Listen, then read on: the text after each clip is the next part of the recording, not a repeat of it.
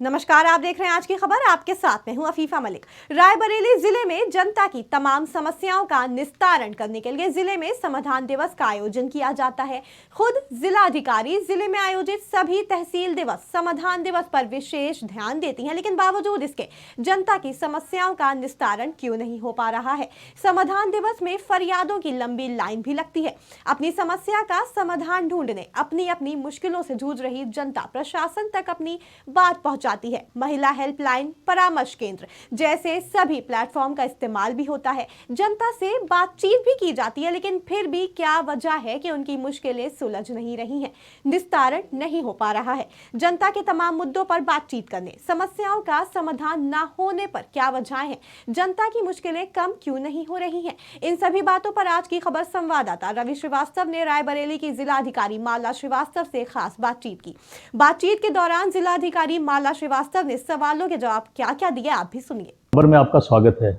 इस वक्त हम रायबरेली जनपद की जिलाधिकारी माला श्रीवास्तव के साथ हैं और मैं कुछ सवालों को लेकर हाजिर हुआ हूं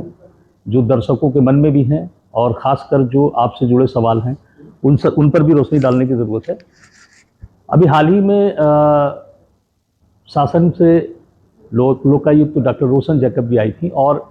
तहसील की बात करें, समाधान दिवस की बात करें, फरियादियों की चर्चा करें तो काफ़ी हद तक भीड़ नजर आई।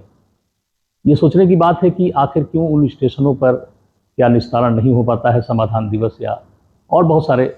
बातें हैं। तो ऐसे में ये जानना ज़रूरी है कि आखिर इतनी भीड़ क्या पहले से प्लानिंग करके कि भाई आज ये आ रही तो हमें जाना है। जिलाधिकारी भी लगातार तहसील दिवसों में मेहनत कर रही हैं, दौड़ रही हैं, तो क्यों आखिर उन स्टेशनों पर निस्तारण नहीं हो पाता है। मैम, ये सवाल है कि उस दिन मैम आई थी, वो बहुत ज़बरदस्त भीड़ थी, फरियादियों की भी बहुत लाइन लगी थी। क्या कहेंगी, तहसील दिवस समाधान दिवस में निस्तारण नहीं हो पाता है? इसमें हम लोगों ने जैसे मंडलायुक्त महोदया के का कार्यक्रम हम लोग को प्राप्त हुआ था कि उन्होंने ये बताया था कि वो हम लोगों के जिला स्तर पे जो जनता दर्शन की व्यवस्था है उसमें वो शामिल होना चाहेंगी। तो हम लोगों ने इसको मीडिया के भी माध्यम से और व्यापक प्रचार प्रसार सभी अधिकारियों के माध्यम से इसका करवाया था, क्योंकि हम लोग का मानना है कि प्रार्थियों को अगर कुछ कहना है या कि आम जन की जो बात है वो जहाँ रखना चाहे उनको ये अवसर प्राप्त हो रहा है तो उससे उनको अवगत कराया जाना हमारा दायित्व है। तो इसके तहत लोग आए और यहाँ पर भी निरंतर लोग आते रहते हैं। इसमें शिकायतों के निस्तारण पर हम लोग ने शासन के मंशा के अनुरूप बहुत मेहनत कर रहे हैं। इसमें हम लोग ने विश्लेषण भी किया है गहनता से, तो उसमें हम लोग पाते हैं कि जो प्रकरण व्यक्ति आके बताता है कि वो पहले भी आ चुका है, तो उन संदर्भों में हम लोग 100% उनकी पूर्व के प्रार्थना पत्र पे क्या कार्रवाई हुई है उसको निकलवाते हैं कंप्यूटर के माध्यम से या प्रकोष्ठ बनाकर, और फिर हम उसमें अंकित तथ्यों का विश्लेषण करते हुए प्रार्थी से बात करते हैं। तो ऐसे अमूमन कई बार हम लोग देखते हैं कि प्रार्थी आके बताता है कि उसने पूर्व में भी दिया लेकिन उसको जमीन पे अभी तक कब्जा नहीं मिला। फिर हम लोग जब रिपोर्ट निकलवाते हैं तो उसमें लिखा होगा कि इनका मुकदमा दीवानी में या रेवेन्यू कोर्ट में चल रहा है। फिर हम प्रार्थी से पूछते हैं कि भाई आपका मुकदमा चल रहा है तो इस पर आप वहां से निस्तारण क्यों नहीं करा रहे, तो उसकी बात भी सुनी जाती है। और उससे मैंने देखा है लोगों में इतना तो संतोष आता है कि उनके पूर्व प्रार्थना पत्र की जानकारी हमको है, नहीं तो लोगों में एक अविश्वास भी हम लोगों ने शुरू में देखा था, जब उन्हें लगता था कि कुछ भी दो पता नहीं कागज कहाँ चला जाता है। तो अब कम से कम हम जब उन्हें ये बताते हैं कि आपकी रिपोर्ट आई है, मौके पर किसी ने प्रयास किया है, उसमें ये स्थिति पाई है, अगर आपको इस पर कोई भिन्न मत है या कोई आपत्ति है तो आप हमें बताइए। उस पक्ष को हम लोग समझ के फिर निर्णय लेते हैं कि या तो किसी अन्य टीम से जांच हो, अगर किसी की लापरवाही है तो उस पर कार्रवाई हो, और अगर ये प्रकरण ऐसा है कि इसका सीधा निस्तारण प्रशासनिक नियमों और व्यवस्था के अंतर्गत नहीं संभव है तो हम उसकी मदद करते हैं कि आपको दीवानी न्यायालय में, राजस्व न्यायालय में जाना है, आपको वकील चाहिए तो हम निःशुल्क वकील लीगल सर्विस अथॉरिटी के माध्यम से दिलाते हैं। और अगर उसका पारिवारिक डिस्प्यूट होता है, चाहे प्रॉपर्टी को लेके या मारपीट को लेकर के, इस तरह के भी प्रकरण बहुत आते हैं, तो उनको हम लोग 181 महिला हेल्पलाइन, पुलिस परामर्श केंद्र या यहाँ पर जो अल्टरनेट डिस्प्यूट रेजोल्यूशन के लिए एक फैमिली कोर्ट स्थापित है वहाँ काउंसलिंग हो रही है, तो इन प्लेटफॉर्मों की भी मदद लेते हैं और उनसे बातचीत करके एंगेज करने का प्रयास करते हैं। तो मेरी कोशिश ये है और हमारी सबकी कोशिश ये है कि जो काम यहाँ से संभव है वो जल्दी हो जाए और अच्छे से हो जाए। जो यहाँ से सीधा संभव नहीं है उस पर हम प्रार्थी के साथ खड़े होकर उसकी मदद अंतिम छोर तक कराएं। और इसमें कई बार जो आप देखते हैं रिपीट संदर्भ आते हैं, उसमें कुछ प्रकरण ये भी होंगे कि दोनों पक्ष अपनी अपनी बात पे अडिग रहते हैं। आबादी के मामले होते हैं, सीधा सीधा या तो समझौता हो जाए तो हम लोग मदद कर पाते हैं, नहीं अगर समझौते की स्थिति है आबादी की जमीन में तो हम लोगों की दायित्व है कि हम लॉ एंड ऑर्डर के दृष्टिकोण से प्रिवेंटिव एक्शन ले लें, लेकिन मूल रूप से जो विवाद है वो दीवानी या सक्षम न्यायालय से ही निस्तारित हो सकता है। काफ़ी भीड़ आई थी और कई लेखपाल वगैरह भी इसमें फटकारे गए थे, क्या कहेंगे आप? नहीं, बिल्कुल मैंने जैसा बताया, हम लोग सबकी कोशिश है, मैडम के स्तर पे भी होता है, हमारे स्तर पे भी हो रहा है और हम लोगों ने काफी अभी मुख्य सचिव महोदय के स्तर पे नियमित समीक्षा भी होती है, कल भी हुई है, तो इसमें हमारे जनपद की स्थिति बेहतर जिलों में है। मैं बताना चाहूंगी कि इस महीने में भी हम लोग प्रदेश के 10वें स्थान पाए हैं IGRS में। और उसके अलावा अगर आप गुणवत्ता का आंकलन देखें तो शासन ने जो CM हेल्पलाइन से फोन जाता है, संदर्भों पे संतुष्टि असंतुष्टि अंकित की जाती है पोर्टल पे, तो उसको भी देखते हुए हम लोग प्रदेश के 5वें स्थान पर हैं बेहतर जिलों में। तो इसका मतलब है कि असंतुष्टि प्रतिशत भी अन्य जिलों के देखते हुए सीमित है। बट फिर भी हम ये नहीं कहते कि काम करने के लिए नहीं है, काम करने के लिए बहुत है। और जैसे कि सभी अधिकारी कहते भी हैं और मानते भी हैं, जब तक ये व्यवस्था है लोगों का आना तो रहेगा ही और हमारा काम ही है कि हम उनकी मदद में जो कुछ कर सकते हैं वो हम जरूर कराएं। तो मंशा है और मेहनत हो रही है और प्रार्थी को भी कहीं ना कहीं पर हमें समझाने की जरूरत महसूस होती है, तो हम वो भी कोशिश कर रहे हैं। तो बेहतर स्थिति में हम लोग आए हैं और हम लोग कोशिश करते रहेंगे कि इससे भी बेहतर होता रहे। आपकी मन ईमानदारी की बात करते हैं लोग, बाहर हम लोग जब जाते हैं पता चलता है कि भाई शहर में DM ईमानदार हैं। क्या इसका भी खामियाजा कभी कभी उन अफसरों को, आपके मास्टरों को नहीं दे, चूँकि निचले स्तर पर अक्सर बड़ी शिकायतें आती हैं कि काम नहीं हो रहा है, खासकर ज़मीनी मामले में जो राजस्व टीम पहले जाया करती थी, साथ में पुलिस की टीम भी जाया करती थी और कब्जा वगैरह दिलाते थे, या फिर जो जांच गठित की जो टीम है, आप कहती कि भाई बाकी की जांच की टीम गठित कर दी गई है,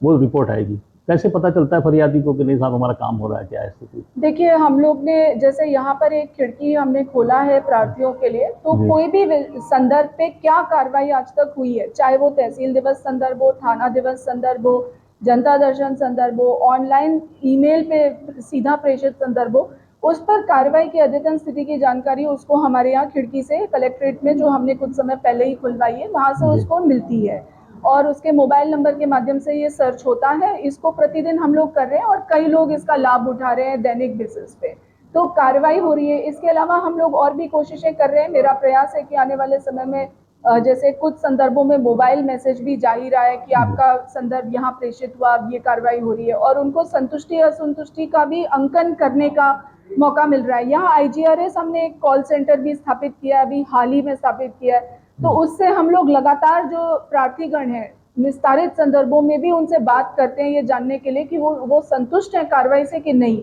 और नहीं है तो असंतुष्टि का कारण की तह तक हम लोग जाते हैं। तो इस तरह से लगातार कोशिश हो रही है और मुझे लगता है कि मेरे कहने से ज्यादा आप अगर आंकड़ों को देखेंगे और प्रार्थियों से बात करेंगे और स्वयं भी आप इस जिले में हम लोगों की वर्किंग देख रहे हैं, तो मुझे यकीन है कि आप लोगों को इतना जरूर दिख रहा होगा कि काम बेहतर की दिशा में आगे बढ़ाया जा रहा है और समस्याएं आती हैं लेकिन उसको हम लोग बेहतर करने की कोशिश कर रहे हैं और होता है, अच्छा होता रहेगा। औरैया, बस्ती और बहराइच और अब रायबरेली काफ़ी एक साल के ऊपर आपको हो रहा है यहाँ पर, तो जिस तरह आपने और जनपदों में बहुत से कार्य किए हैं, मैं ये कहूँ कि अगर विद्यादान योजना की बात करूँ तो आपने जो सरकारी मातृकों को ये वहाँ पर किया था कि भाई एक सप्ताह में 1 घंटे आप पढ़ाएं उन बच्चों को जाके, ऐसा कुछ यहाँ रायबरेली में भी कुछ देखने को मिलेगा? हर जिले की एक अलग मांग और समय के अनुसार एक परिस्थिति होती है, उसी में हम लोग देखते हैं कि उस जिले के लिए क्या विजन हमारा हो सकता है, जिले की क्या ज़रूरतें हैं। तो वर्तमान समय में और तत्समय में जैसे बेसिक शिक्षा की अगर बात करें तो उस समय जो इनिशिएटिव्स हम लोग जिले स्तर से अलग अलग कोशिशों में विभिन्न जिले लगे हुए थे, काफ़ी कुछ उन अच्छे प्रयासों को आज मुख्यालय स्तर से ही ड्राइव किया जा रहा है। तो इसीलिए एक सिस्टमिक ढंग से उसमें काम हो रहा है। तो ये एक व्यवस्था है, जैसे अब क्वालिटी ऑफ एजुकेशन पे ध्यान दिया जा रहा है, तो निपुण हमारे बच्चे कितने हो रहे हैं, नहीं हो रहे हैं, इसकी लगातार हम लोग समीक्षा कर रहे हैं और एक स्टैंडर्डाइजेशन ऑफ प्रैक्टिसेस ये किया जा रहा है। ट्रेनिंग अभी अगले 3 दिनों में ही यहाँ पे ट्रेनिंग हम लोग टीचर्स की कर रहे हैं कि वो और बेहतर ढंग से कैसे इस काम को आगे बढ़ा सकते हैं। तो ये शिक्षा की जहाँ तक बातें वहाँ हो रहा है। बाकी रायबरेली में और वर्तमान समय में जो हम लोग देख रहे हैं, जैसे कुछ काम हम लोगों ने अवस्थापना मद में ड्राइव किया है, कुछ रोड्स की विशेष जरूरत दिखी, जी। कुछ हम लोगों को आरओबी की विशेष जरूरतें दिखी। तो इस पॉइंट को हम लोग शासन में रख कर वहां से बजट मंगवाने की कार्रवाइयों में कुछ हद तक हम लोग सफलता पाए हैं। कुछ प्रकरण अभी चल रहे हैं संदर्भित। इसके अलावा जैसे इन्वेस्टमेंट की बात की जाए तो इस समय रायबरेली में इन्वेस्टमेंट का अच्छा माहौल है। जी। लखनऊ से नजदीकी का फायदा भी इस जिले को मिल रहा है। तो इन्वेस्टमेंट में काफी अच्छे प्रस्ताव हम लोगों को लगातार मिल रहे हैं और हम लोग की कोशिश है कि उनकी अगर कोई दिक्कतें हैं या हम लोग उनको हैंड होल्ड करके अगर उनका काम आगे बढ़ा सकते हैं तो उसमें हम लोग तेजी लाएं, ताकि यहाँ रोजगार के अवसर और मिले, यहाँ इन्वेस्टमेंट से एक आर्थिक विकास को जो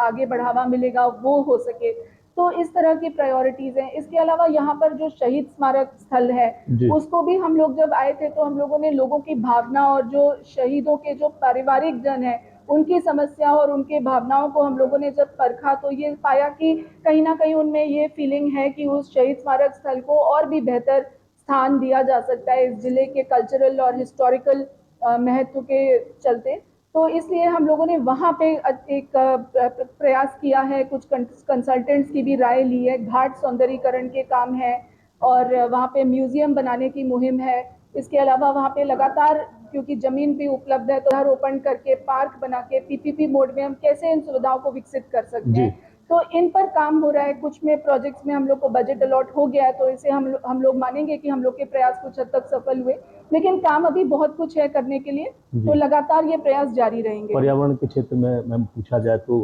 हरे पेड़ों की कटान जारी है, जबकि सरकार वृक्षारोपण पर बड़ा दबाव बना रही है। देखिए, अगर कोई शिकायत आती है तो उस पे वन विभाग और पुलिस और रेवेन्यू के माध्यम से लगातार कार्रवाइयां होती हैं। ऐसा कहना मैं सही नहीं मानूंगी कि ऐसा ही हो रहा है, लेकिन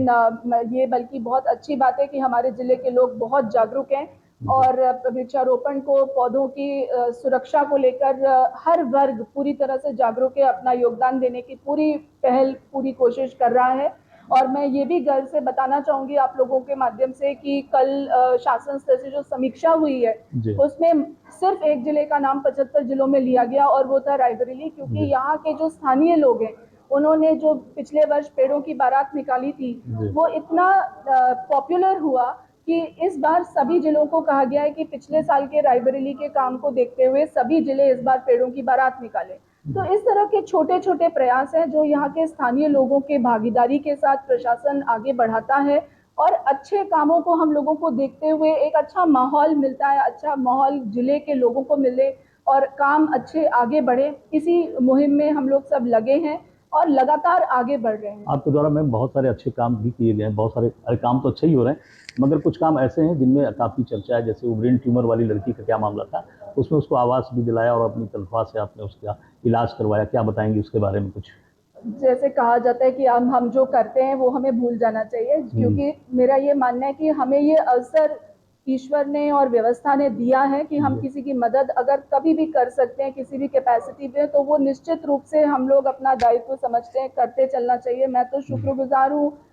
ईश्वर की भी और इस व्यवस्था की भी कि मुझे ये अवसर मिला है कि लोगों को जब जहाँ मदद होती है, अगर वो हमारे तक ये संज्ञानित होता है तो हर तरीके से उनकी मदद करनी चाहिए। और जैसे ये बच्ची है या कुछ और भी बच्चे हैं तो उनकी पढ़ाई को विशेष रूप से हम लोग ये समझते हैं, मेरा ये मानना है कि जैसे आप उनको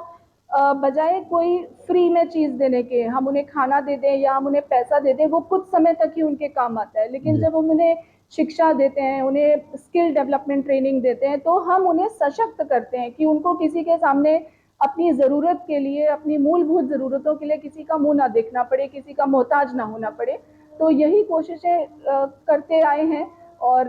जब ऐसा कोई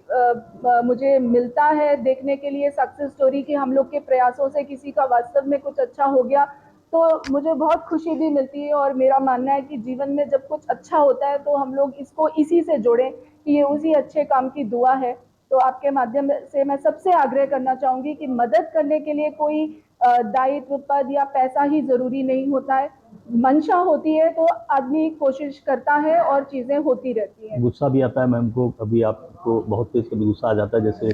एक हमने खबर पड़ी है कि ग्राम विकास अधिकारियों को 2 को आपने खड़े खड़े सस्पेंड कर दिया था, तो इस तरह का गुस्सा कभी आ जाता है? देखिए, गुस्से की बात नहीं है, क्योंकि ये पूरे व्यवस्था में कुछ पर्सनल नहीं है, मेरा भी पर्सनल नहीं है, किसी और के लिए भी पर्सनल नहीं है। हम लोग सब कार्यहित में काम कर रहे हैं और इस दायित्व के निर्वहन में और जनता के हित में जो भी निर्णय जरूरी होते हैं, अगर अधिकारी को बढ़ावा देना जरूरी है तो उसे वहाँ बढ़ावा देना है। एक नेतृत्व के नाते यही काम हमारा है कि पूरी टीम से हमें काम भी लेना है, लेकिन अगर कोई अपेक्षा अनुरूप काम नहीं करता है, सुधार नहीं दिखाता है, तो उसको दंडित करने की भी व्यवस्था है, हमें वो भी करना अपनाना पड़ता है। तो ये सभी तरीके लेकर हम लोग को अल्टीमेटली देखना है कि जनता के हित में काम हो, शासन की मंशा के अनुरूप काम हो, जो हमारा मूल दायित्व है। नगर पालिका चुनाव रहा पिछले बीते और बहुत सारी मेहनत आपने की, बड़ी जिम्मेदारी से सफाई को 2024 के भी कुछ इंस्ट्रक्शन शासन द्वारा कुछ आए हैं क्या मैम? चुनाव आयोग अपना काम वीसी के माध्यम से प्रारंभ किया है, तो जो निर्देश समय समय पर प्राप्त होते हैं वो उसका अनुपालन हो रहा है और आगे आने वाले समय में भी जो निर्देश आएंगे उसके अनुसार अच्छे माहौल में ये सब कार्रवाइयाँ होती रहेंगी। जी, बहुत बहुत धन्यवाद। तो आपकी हमारे साथ रायबरेली जनपद की डीएम माला श्रीवास्तव, हालांकि बहुत व्यस्तता में थोड़ा समय मिला और हमने वाकई कुछ चीज़ों की जानने की कोशिश की, कुछ बताने की कोशिश की, कुछ समझाने की कोशिश की। बहुत कुछ अभी बाकी है, आगे हम फिर भी आपको लगातार कुछ उन अफसरों से मिलाते रहेंगे जो वाकई जिम्मेदारियों से काम कर रहे हैं। बहुत बहुत धन्यवाद, बने रहिए, देखते रहिए आज की खबर में आपका स्वागत।